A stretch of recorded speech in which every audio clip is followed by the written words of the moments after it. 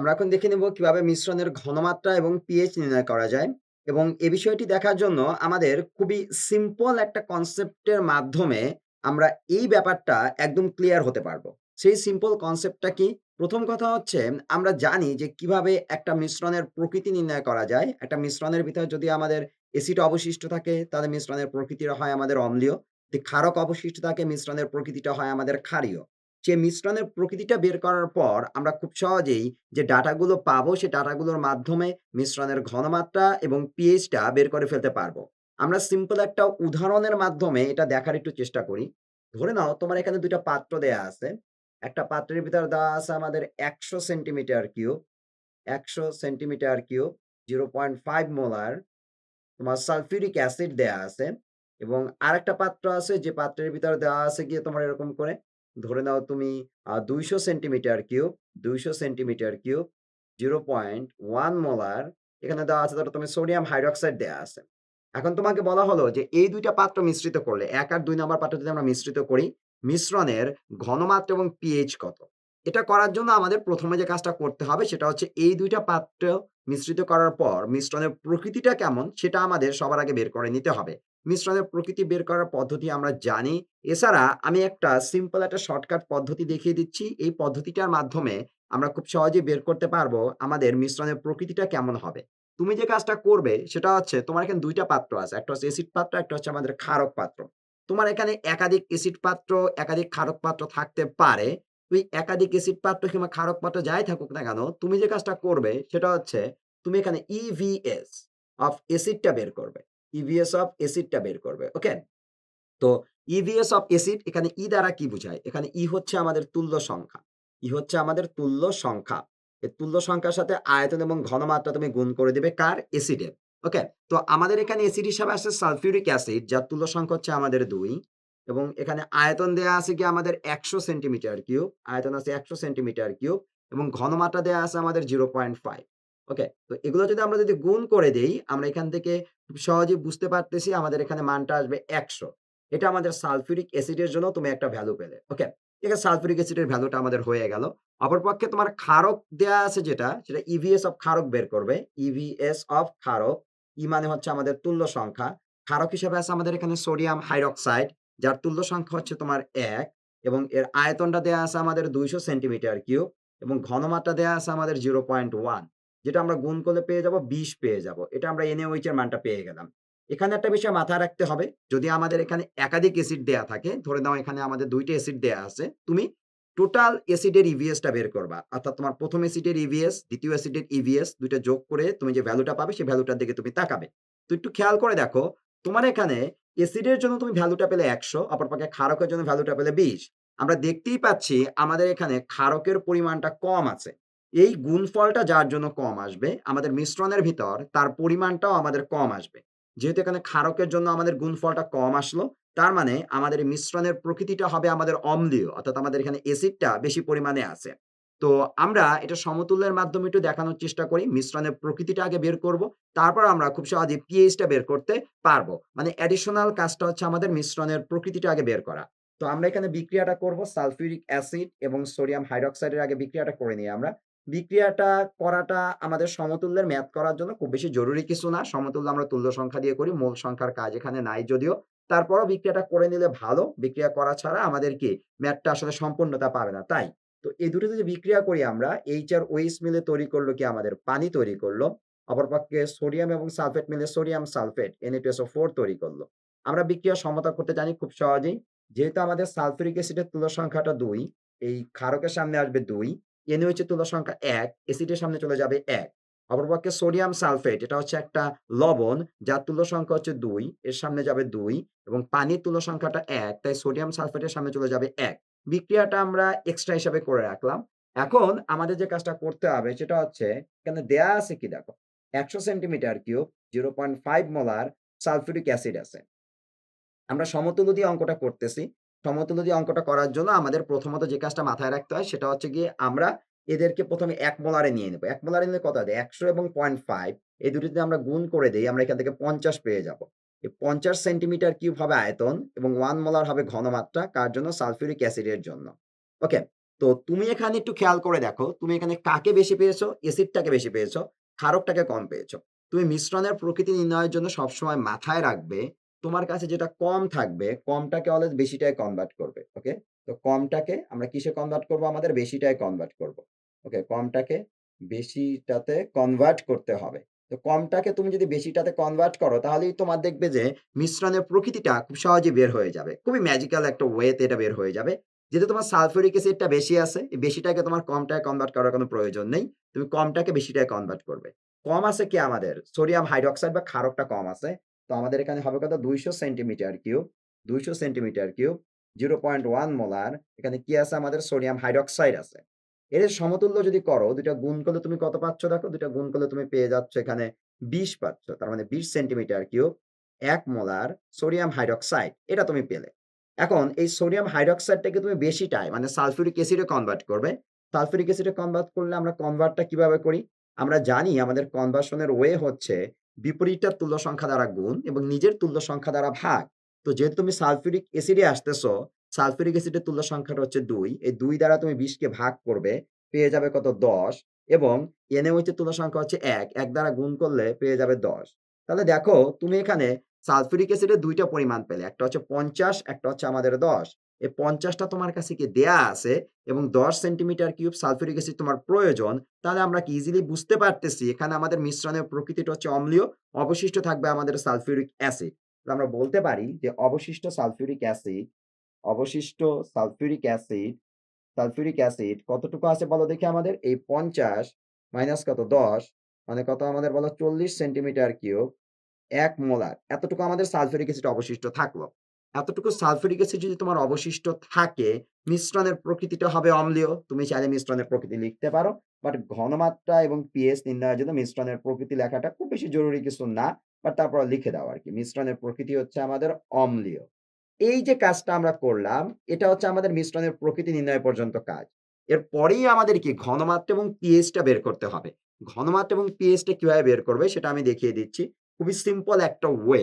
দেখো তুমি মিশ্রণের ঘনমাত্রা বের করতেছো। কার ঘনমাত্রা? মিশ্রণের ঘনমাত্রাটা বের করতেছো। খুবই সহজ একটা জিনিস। একটু দেখলেই বুঝতে পারবে জিনিসটা। এটা হচ্ছে মিশ্রণের ঘনমাত্রা। তোমার মিশ্রণের প্রকৃতিটা হচ্ছে অম্লীয়, যার ভিতর তোমার কি ৪০ centimetre cube ১ molar sulphuric acid অবশিষ্ট আছে। এখন তুমি একটু নরমালি একটু চিন্তা করো। তোমার এই মিশ্রণের আয়তন অ্যাকচুয়ালি কি তোমার ৪০ সেন্টিমিটার কিউব? উত্তর হচ্ছে না। মিশ্রণের আয়তন অ্যাকচুয়ালি কিন্তু তোমার ৪০ সেন্টিমিটার কিউব না। মিশ্রণের আয়তনটা তাহলে কত? মিশ্রণের আয়তনটা হচ্ছে তোমার এই ১০০ এবং এই ২০০, টোটাল ৩০০ সেন্টিমিটার কিউব হচ্ছে আমাদের মিশ্রণের আয়তন। তো ৩০০ সেন্টিমিটার কিউব যদি আমাদের মিশ্রণের আয়তন হয়, আমাদের ৪০ সেন্টিমিটার কিউবের জন্য ঘনমাত্রা হচ্ছে ১ মোলার। তাহলে অবশ্যই আমাদের কিন্তু ৩০০ সেন্টিমিটার কিউবের জন্য ঘনমাত্রা কিন্তু ১ মোলার হবে না। তাহলে সিম্পল হিসাব, তুমি অবশিষ্ট পাচ্ছ ৪০ সেন্টিমিটার কিউব ১ মোলার পাচ্ছ। ৪০ সেন্টিমিটার কিউবের জন্য ঘনমাত্রা হচ্ছে ১ মোলার। মিশ্রণের প্রকৃত আয়তনটা কত আমাদের? ১০০ আর ২০০ যোগ করলে ৩০০ আসতেছে। তোমার এই ৩০০ সেন্টিমিটার কিউবের জন্য যে ঘনমাত্রাটা হবে, সেটাই হবে আমাদের মিশ্রণের ঘনমাত্রা। অর্থাৎ আমরা এখানে সিম্পল যে কাজটা করব সেটা হচ্ছে আমাদের এখানে V1 হিসাবে আমরা অবশিষ্ট আয়তনটাকে হিসাব করব আমরা। অবশিষ্ট সালফিউরিক অ্যাসিডের আয়তন। অবশিষ্ট সালফিউরিক অ্যাসিডের আয়তন V1 = কত বলে আমাদের? ৪০ সেন্টিমিটার কিউব এবং অবশিষ্ট সালফিউরিক অ্যাসিডের এই ৪০ সেন্টিমিটার কিউবের জন্য ঘনমাত্রা S1 = 1 মোলার। ওকে? এটা আমরা পেলাম। আর আমাদের এখানে যেটা আছে যে মিশ্রণের, দেখো একটু খেয়াল করে দেখো, খুবই সিম্পল জিনিস।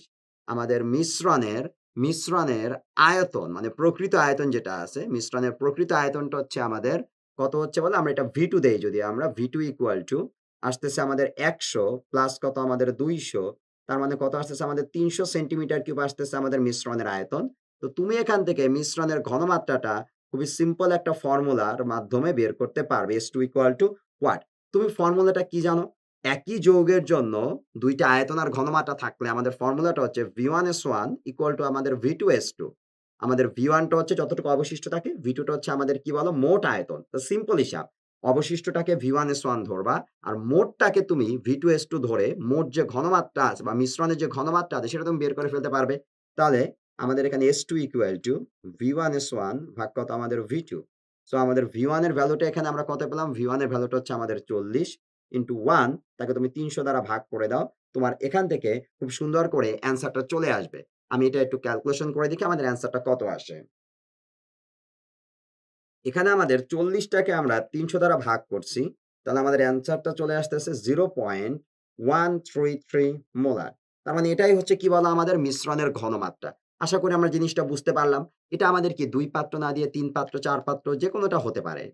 যদি আমাদের একাধিক পাত্র থাকে, সবগুলো এসিডকে আমরা একটা এসিডে কনভার্ট করব। সবগুলো ক্ষারককে আমরা একটা ক্ষারকে কনভার্ট করব। কনভার্ট করার পর দেখব মিশ্রণের প্রকৃতিটা কেমন? অম্লীয় নাকি ক্ষারীয়? তো যতটুকু আমাদের অবশিষ্ট থাকবে, সেই অবশিষ্ট অ্যাসিডের আয়তনটাকে ধরবো আমরা V1 এবং অবশিষ্ট অ্যাসিড কিংবা ক্ষারকের ঘনমাত্রাটাকে ধরবো আমরা কি S1 এবং টোটাল যে আয়তনটা থাকবে, সেই আয়তনটাকে আমরা যদি V2 ধরি, তাহলে আমরা কি মিশ্রণের যে ঘনমাত্রাটা আছে, সেই ঘনমাত্রা আমরা বের করতে পারবো। তো আশা করি ব্যাপারটা আমরা বুঝতে পারলাম। এখন আসো, তুমি যদি মিশ্রণের ঘনমাত্রাটা বের করতে পারো, তুমি খুব সহজেই খুব ইজিলি তুমি কি করতে পারবে এখান থেকে মিশ্রণের পিএইচটাও বের করতে পারবে। কিভাবে? ব্যাপারটা একটু বোঝো একটু। আমরা মিশ্রণের পিএইচ ধরো বের করতেছি। এটা আমরা ঘনমাত্রার পার্ট রাখলাম। তো আমরা পিএইচটা নির্ণয় করব। দেখো একটু। পিএইচ নির্ণয়ের জন্য তুমি এখানে একটু খেয়াল করে দেখো। খুবই সিম্পল জিনিস। আমরা পিএইচটা যেভাবে নরমালি ব্যবহার করি, তোমার এখানে মিশ্রণের ঘনমাত্রা হচ্ছে 0.133 মোলার হচ্ছে আমাদের মিশ্রণের ঘনমাত্রা। এখন এই মিশ্রণের ঘনমাত্রাটা 0.133 এখন এটা কার জন্য? মিশ্রণ অবশিষ্ট আছে কি আমাদের? সালফিউরিক অ্যাসিড অবশিষ্ট আছে। তুমি 0.133 মোলার সালফিউরিক অ্যাসিডের পিএইচ বের করলেই আমাদের কি বের হয়ে যাবে? মিশ্রণের পিএইচটা বের হয়ে যাবে। অর্থাৎ ঘটনাটা হচ্ছে তোমার যে মিশ্রণের ঘনমাত্রাটা পাবা, তার সাথে তুমি হিসাব করবা কার? বলো দেখি? তোমার যে অবশিষ্ট আছে, সেই অবশিষ্টটার ঘনমাত্রা তুমি এটা ধরে নিবা। ধরে নরমালি তুমি পিএইচ বের করে ফেলবা। দেখো আমি জিনিসটা উদাহরণ দিলেই বুঝতে পারবে। তোমার এখানে অবশিষ্ট আছে সালফিউরিক অ্যাসিড। এটাকে যদি তুমি ভাঙো, ২ টা H+ আর কি SO4 2- পাবা। SO4 2-। এখানে আমাদের সালফিউরিক অ্যাসিডের ঘনমাত্রা হচ্ছে 0.133 মোলার হচ্ছে আমাদের সালফিউরিক অ্যাসিডের ঘনমাত্রা এবং তাহলে আমাদের H+ যে আছে, এই H+ এর ঘনমাত্রাটা কত আসবে আমাদের 2 ইনটু 0.133 মোলার। এটা আমরা কি পেয়ে গেলাম? H+ এর ঘনমাত্রা পেয়ে গেলাম। তাহলে দেখো আমাদের পিএইচ ইকুয়াল টু কি হবে? PH equal to minus log of H+ আয়নের ঘনমাত্রা ইকুয়াল টু কত? Minus log of 2 into 0.133। ওকে, তো এটা একটু ক্যালকুলেশন করে দেখি আমরা। মাইনাস লগ অফ 0.133 এখান থেকে ক্যালকুলেশন করে আমরা পাচ্ছি মাইনাস লগ অফ 0.133 তার সাথে আবার আমাদের 2 গুণ করতে হবে। এটা 2 গুণ করে দেই আমরা। তাহলে এখান থেকে আমাদের অ্যান্সার আসতেছে আমাদের 0.575। তার মানে কি অনেক বেশি অ্যাসিডিক আর কি হয়ে গেল জিনিসটা। বাট ঘটনাটা হচ্ছে এখানে যে আমাদের যে পিএইচটা আসলো, এটাই হচ্ছে আমাদের মিশ্রণের পিএইচ। এখন কথা হচ্ছে তোমার তো এখানে NaOH অবশিষ্ট থাকতে পারত, তাই না? তো NaOH যদি অবশিষ্ট থাকতো তখন তুমি কিভাবে করতা? NaOH টাকে ভাঙতা, ভেঙে Na+ আর OH- পাইতা। সেখান থেকে তোমার কার ঘনমাত্রা বের হয়ে যেত আমাদের OH- এর যে ঘনমাত্রাটা আছে সেটা তুমি পেয়ে যেতে।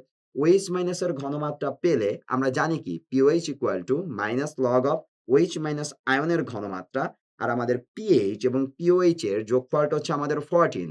14 থেকে তুমি যদি পিওএইচ এর মানটা মাইনাস করে দিতে তাহলেই তোমার কি পিএইচ এর মানটা বের হয়ে গেল। আমাদের এগুলো সবগুলো ম্যাথের ক্ষেত্রে একই রকম পদ্ধতি। সেটা আমাদের একাধিক পাত্র থাকুক, একটা পাত্র থাকুক, মানে আরকি এসিডের একটা পাত্র, ক্ষারকের একটা পাত্র আরকি যেটা, সেটা থাকলেও আমাদের যে কাজ করব, আমাদের এসিডের একাধিক পাত্র, ক্ষারকের একাধিক পাত্র কিংবা এসিডের একাধিক পাত্র, ক্ষারকের একটা পাত্র, সব ক্ষেত্রে আমাদের একই ঘটনা। তোমার ১ম কাজটা হচ্ছে মিশ্রণের প্রকৃতিটা বের করবে। তারপর কি মিশ্রণের ঘনমাত্রাটা বের করবে। মিশ্রণের ঘনমাত্রাটা কিভাবে বের করবে? তোমার যে অবশিষ্ট আয়তন এবং ঘনমাত্রাটা আসছে তাকে V1S1 ধরবে এবং টোটাল যে আয়তন আছে তাকে তুমি V2 ধরবে। তারপর V1S1 ইকুয়াল টু V2S2 ফর্মুলার মাধ্যমে S2 বা মিশ্রণের ঘনমাত্রাটা বের করবে এবং যে ঘনমাত্রাটা পাবে সেই ঘনমাত্রার তুমি হিসাব করবে তোমার যে অবশিষ্টটা আছে তার। তো তাহলে ওই ঘনমাত্রার অবশিষ্ট যৌগের যে পিএইচ আছে সেটাই হবে আমাদের মিশ্রণের পিএইচ। আশা করি আমরা এই টাইপের যেকোনো ম্যাথ যদি আমাদের সামনে আসে, এই বেসিক কনসেপ্টটা আমরা কাজে লাগিয়ে আমরা কিন্তু ম্যাথগুলো সমাধান করতে পারবো। এখন এখানে আমি তোমাকে একটা খুবই ম্যাজিক্যাল একটা জিনিস দেখাবো। সেটা হচ্ছে এই ম্যাথগুলো আমরা অনেক তাড়াতাড়ি করে শর্টকাটে কিভাবে করতে পারি। বাই চান্স এগুলো আমাদের এমসিকিউতে আসলো কিংবা কোথাও আমাদের ধরো যে ম্যাথ করার জন্য জায়গাটা অল্প থাকলো, সে সকল ক্ষেত্রে আমরা কিভাবে এ ধরনের ম্যাথগুলো অনেক তাড়াতাড়ি করে করতে পারবো এত লাইন না লিখে সেই পদ্ধতিটাও আমি তোমাকে দেখিয়ে দিচ্ছি। এই শর্টকাট পদ্ধতিটা অবলম্বন করলে তুমি এমসিকিউতে অনেক দ্রুত এ ধরনের ম্যাথগুলো অ্যান্সার করতে পারবে। তাহলে এই ম্যাথটা আমরা কিভাবে শর্টকাটে করব এমসিকিউর জন্য কিংবা তাড়াতাড়ি করে আমরা কিভাবে উত্তরটা বের করব। দেখো শর্টকাটটা আমি দেখিয়ে দিচ্ছি। খুবই সিম্পল একটা শর্টকাট। তোমার ঘনমাত্রা এবং পিএইচ ২ টার জন্য। বাট এখানে একটা জিনিস একটু মাথায় রাখতে হবে। তোমার এই ম্যাথটা করার সময় ১ম এ আসলে তুমি যেটা বের করতে পারবে সেটা হচ্ছে মিশ্রণের ঘনমাত্রা না, মিশ্রণের পিএইচটা তোমার আগে বের হবে। কিভাবে একটু দেখো একটু। তুমি জাস্ট সিম্পল একটা জিনিস মাথায় রাখো। সেটা হচ্ছে তোমার এই H+ কিংবা OH- আয়নের যে ঘনমাত্রা আছে কোনটা বের হবে সেটা তুমি একটু পরেই বুঝতে পারবা। ঠিক আছে? তো এটা ঘনমাত্রাটা তুমি যেভাবে বের করতে পারবে সেটা হচ্ছে তুমি যে কাজ করবে সেটা হচ্ছে তোমার EVS of acid. EVS of acid থেকে তুমি একটু আগে আমরা বের করলাম যে মিশ্রণের প্রকৃতি বের করার জন্য। সেটা থেকে তুমি EVS অফ ক্ষারকটাকে মাইনাস করে দিবে। ইবিএস অফ ক্ষারকটাকে মাইনাস করে দিবে এবং নিচে আমাদের কি টোটাল যে ভি আছে অর্থাৎ টোটাল আয়তন দ্বারা তুমি এটাকে ভাগ করে দিবে। তাহলেই তোমার এইচ প্লাস বা ওইচ মাইনাস আয়নের ঘনমাত্রা বের হয়ে যাবে। আমরা হিসাব নিকাশ করার সময় জিনিসটা ইজিলি বুঝতে পারবো, বাট তাও আমি একটু বলে দেই জিনিসটা। সেটা হচ্ছে যেহেতু তোমার এখানে ইভিএসটা অফ এসিড এটা আগে আছে, ইভিএস অফ ক্ষারকটা পরে আছে। তাহলে আমাদের এখানে বোঝাই যাচ্ছে যদি আমার এখানে অ্যাসিডের পরিমাণটা বেশি থাকে তাহলে ভ্যালুটা আসবে আমাদের পজিটিভ। যদি আমাদের অ্যাসিডের পরিমাণটা কম থাকে, ক্ষারকের পরিমাণটা বেশি থাকে, আমাদের ভ্যালুটা আসবে নেগেটিভ। তাহলে তুমি কিভাবে বুঝবা? প্লাস আসলে বুঝবা সেটা হচ্ছে আমাদের H+ এর ঘনমাত্রা এবং মাইনাস আসলে তুমি বুঝবা সেটা OH- এর ঘনমাত্রা। তোমার ভ্যালুতে যে প্লাস বা মাইনাস থাকবে ওটা তোমার কাউন্ট করার দরকার নেই। কেননা ঘনমাত্রা তোমার কি মাইনাস কখনো হয় না। ঘনমাত্রা সবসময় প্লাসই থাকে। তো এভাবে তুমি কি বের করতে পারবা যে এখানে ভ্যালুটা বের করবা ইভিএস অফ অ্যাসিড তা থেকে ইভিএস অফ ক্ষারকটা মাইনাস করে তুমি টোটাল যে আয়তনটা আছে আয়তন দ্বারা ভাগ করে দিলে তুমি H+ বা OH- আয়নের ঘনমাত্রাটা পেয়ে যাবে। আর এটা পেলে তোমার কিন্তু পিএইচ বের করাটা খুব বেশি কঠিন কোনো কাজ হবে না। H+ এর ঘনমাত্রা যদি তোমার বের হয়ে যায়, তুমি সেখান থেকে কি বের করতে পারবে? pH টা বের করতে পারবে মাইনাস লগ অফ H+ আয়নের ঘনমাত্রা দ্বারা। কোনো কিছুতে গুণ-টুন করার কিছু নাই এখানে। টোটাল যে H+ এর ঘনমাত্রা সেটা তোমার বের হয়ে যাবে। অপরপক্ষে যদি OH- আয়নের ঘনমাত্রাটা বের হয়, তুমি সেখান থেকে মাইনাস লগ অফ OH- দিয়ে POH টা বের করতে পারবে। আর POH বের হলে 14 থেকে যদি POH এর মানটা মাইনাস করে দাও, তাহলে তোমাদের pH বের হয়ে গেল, তাই না? তো এখানে একটু দেখো তাহলে আমরা যে কাজটা করব, সেটা হচ্ছে আমরা EVS অফ অ্যাসিড অর্থাৎ এসিড আছেই একটা আমাদের। একাধিক পাত্র থাকলে সবগুলো এসিডের তুমি ইভিএস যোগ করে দিবে। আর একাধিক ক্ষারক থাকলে সবগুলো ক্ষারকে তুমি ইভিএস যোগ করে দিবে। তাহলে একটু খেয়াল করে দেখো ইভিএস অফ অ্যাসিড, অ্যাসিডের জন্য সালফিউরিক অ্যাসিড আছে। তুল্য সংখ্যা হচ্ছে ২, আয়তন হচ্ছে আমাদের এখানে ১০০, ঘনমাত্রা হচ্ছে আমাদের 0.5। এটা থেকে মাইনাস করে দাও ইভিএস অফ ক্ষারক। আমাদের ক্ষারকের তুল্য সংখ্যা হচ্ছে ১, ১ লেখা না লেখা একই কথা এবং আয়তনটা হচ্ছে আমাদের ২০০, ঘনমাত্রা হচ্ছে আমাদের 0.1। তাকে ভাগ করে দিবে কি দ্বারা আমাদের বলতো? ১০০ প্লাস কি আমাদের ২০০ অর্থাৎ টোটাল আয়তন দ্বারা তুমি এটাকে ভাগ করে দিবে। ভাগ করে দিলেই আমাদের এখান থেকে দেখো H+ বা OH- আয়নের ঘনমাত্রাটা খুব সুন্দর করে বের হয়ে যাবে। এটা আমরা একটু ক্যালকুলেশন করে দেখি আমাদের ভ্যালুটা কিরকম আসে। এখানে আমাদের কাজ করতেছে কি ২ ইনটু ১০০ ইনটু কত আমাদের ০.৫ এটার মানটা আসবে আমাদের ১০০।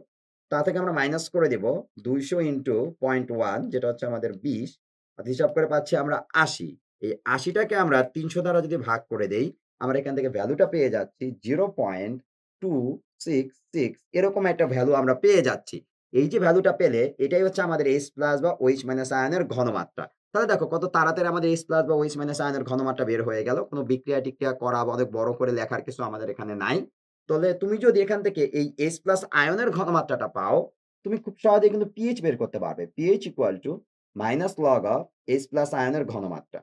তো মাইনাস লগ অফ কত আমাদের বলো 0.266 আমাদের আগের ম্যাথে যে অ্যান্সারটা আসছে আমাদের সেম অ্যান্সারটাই আসবে এখানে। অর্থাৎ মাইনাস লগ অফ 0.266 এখানে আমাদের অ্যান্সারটা আসলো কত আমাদের 0.575 একটু আগে আমাদের কিন্তু পিএইচ এর ভ্যালুটা আমাদের এটাই আসছিল। তাহলে আমরা এরকম করে কি খুব সুন্দর করে আমরা পিএইচটা বের করতে পারবো। আমাদের যদি ক্ষারক অবশিষ্ট থাকতো, এখানে মাইনাস ভ্যালু যদি আসতো, মাইনাস লগ অফ OH- আয়নের ঘনমাত্রা বসাতাম আমরা। বাট মাইনাসটাকে আমরা এখানে দিতাম না। কারণ আমাদের ঘনমাত্রা কখনো মাইনাস হয় না। ওকে? তাহলে এভাবে আমরা কি করতে পারতাম? পিওএইচ বের করে তারপর কত 14 থেকে মাইনাস করে পিএইচটা পেতাম। আর এখানে দেখো আরেকটা ইন্টারেস্টিং বিষয় আমি বলে দেই। সেটা হচ্ছে তুমি যে এখানে ভ্যালুটা পেলে, যেহেতু তোমার এখানে কি প্লাস ভ্যালু আসছে, তার মানে কি আমাদের মিশ্রণের প্রকৃতিটাও তুমি অলরেডি জানো। কি প্রকৃতি বলো দেখি? যেহেতু H+ অবশিষ্ট আছে, তার মানে আমাদের এখানে মিশ্রণের প্রকৃতিটা হচ্ছে আমাদের অম্লীয় প্রকৃতির। যদি এখানে মাইনাস ভ্যালু আসতো, OH মাইনাস আয়নের ঘনমাত্রা তোমার বের হতো। তার মানে সেখানে অবশিষ্ট কি আছে বুঝতাম আমরা? সেখানে আমাদের অবশিষ্ট আছে, আমাদের ক্ষারক অবশিষ্ট আছে সেটা আমরা বুঝে যেতাম। তাহলে আমাদের pH টা বের হয়ে গেল। এখন আসো মিশ্রণের ঘনমাত্রা।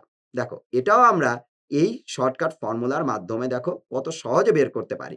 মিশ্রণের ঘনমাত্রা তুমি যেটা করবা সেটা হচ্ছে তোমার এই H প্লাস আয়নের ঘনমাত্রা বা OH মাইনাস আয়নের ঘনমাত্রাটাকে তুমি অবশিষ্টটার তুল্য সংখ্যা দ্বারা জাস্ট ভাগ করে দিবা। অবশিষ্টটার তুল্য সংখ্যা দ্বারা ভাগ করে দিবে। তোমাদের সুন্দর করে অ্যান্সারটা চলে আসবে। অর্থাৎ ব্যাপারটা একটু বোঝো। তোমার এখানে অবশিষ্ট আছে কে বলো? অবশিষ্ট আছে আমাদের H প্লাস যেহেতু প্লাস মান আসছে, তার মানে এটা আমরা বলতে পারি H প্লাস আয়নের ঘনমাত্রা। তার মানে এখানে আমাদের এসিড অবশিষ্ট আছে। আর অবশিষ্ট এসিড মানে এখানে কি আছে আমাদের? সালফিউরিক অ্যাসিড আছে। যেহেতু আমাদের এখানে সালফিউরিক অ্যাসিডটা অবশিষ্ট আছে, তাহলে তোমার এই যে ঘনমাত্রাটা তুমি পেলে 0.266 তাকে তুমি সালফিউরিক অ্যাসিডের তুল্য সংখ্যা ২ দ্বারা ভাগ করে দাও 0.133 মোলার। এটাই হচ্ছে কি বলে আমাদের মিশ্রণের ঘনমাত্রাটা বের হয়ে গেল। তার মানে কি আমরা এরকম শর্টকাট ফর্মুলার ভিতর ফেলে ক্যালকুলেটরে হিসাব নিকাশ করে আমরা যদি তুল্য সংখ্যা দ্বারা ভাগ করে দেই তাহলেই আমাদের কি এখান থেকে আমরা অ্যান্সারটা পেয়ে যাব। প্রথম কথা হচ্ছে এটা। দ্বিতীয় কথা হচ্ছে তোমার যদি এখানে ক্ষারক অবশিষ্ট থাকতো, ক্ষারকের তুল্য সংখ্যা ১ তার মানে ১ দ্বারা ভাগ করা, না ভাগ করা একই কথা। তার মানে তোমার যেখানে OH মাইনাসের ঘনমাত্রাটা বের হতো সেটাই থাকতো কি তোমার ক্ষারকের ঘনমাত্রা। এখন আমি এখানে আরেকটা বিষয় একটু ক্লিয়ার করে দেই শোনো। তোমার যদি এখানে একাধিক পাত্র থাকে, কি থাকে বলো? একাধিক পাত্র। অর্থাৎ আমরা এখানে লিখে রাখি যে একাধিক পাত্রের ক্ষেত্রে, একাধিক পাত্রে, একাধিক পাত্র যদি থাকে, একাধিক পাত্র থাকলে তোমার এই H প্লাস বা OH মাইনাস আয়নের যে ঘনমাত্রা তোমার শর্টকাটে যে বের হবে, সেটাই হবে কি আমাদের মিশ্রণের ঘনমাত্রার সমান। এখানে কোনো তুল্য সংখ্যা দ্বারা ভাগ করার কোনো বিষয় আমাদের লাগবে না। কেন এটা হবে সেটা আমি ক্লিয়ার করে দেই শোনো। নরমালি যখন আমাদের একাধিক এসিড কিংবা ক্ষারক থাকে তখন আমরা করি কি সবগুলো এসিডকে এক তুল্য সংখ্যা বিশিষ্ট এসিড কিংবা সবগুলো ক্ষারককে এক তুল্য সংখ্যা বিশিষ্ট ক্ষারকে কনভার্ট করে তারপর আমরা কি ঘনমাত্রাগুলো নরমালি আমরা বের করার চেষ্টা করি। এজন্য আমাদের এখানে তুল্য সংখ্যা ১ বিদায় মিশ্রণের ঘনমাত্রা এবং H প্লাস বা OH মাইনাস আয়নের ঘনমাত্রাটা সেম হয়। এখন এখানে তোমার যদি কখনো মনে হয় যে না তুমি এক তুল্য সংখ্যা বিশিষ্ট এসিডে তুমি কি করো নাই, কনভার্ট করো নাই, তাহলে তুমি কি ২ তুল্য সংখ্যা বিশিষ্ট এসিডে ধরো তুমি কনভার্ট করলা। তো ২ তুল্য সংখ্যা বিশিষ্ট এসিডে কনভার্ট করলে তখন আবার ২ দ্বারা আমাদের ভাগ করতে হবে। বাট ওই কমপ্লিকেশন এ আমরা যাব না। নরমালি আমরা চেষ্টা করব একাধিক পাত্র থাকলে সেক্ষেত্রে আমরা যে কাজটা করব সেটা হচ্ছে আমাদের যে একাধিক যে পাত্র আছে সবগুলো পাত্রকে আমরা একটা এসিড এবং একটা ক্ষারকে কনভার্ট করব। কোন অ্যাসিড বা কোন ক্ষারকে কনভার্ট করব যার তুল্য সংখ্যা ১ সেটাই আমরা কনভার্ট করব। কনভার্ট করলে আমরা খুব সহজেই এখান থেকে আমরা মিশ্রণের যে ঘনমাত্রা আর H প্লাস বা OH মাইনাস আয়নের যে ঘনমাত্রা সেই ২ টা আমাদের কি হয়ে যাবে? সমান হয়ে যাবে। তো আশা করি আমাদের সামনে যদি এরকম কোনো সমস্যা আসে যেখানে আমাদের কি করতে হবে? মিশ্রণের ঘনমাত্রা কিংবা pH বের করতে হবে।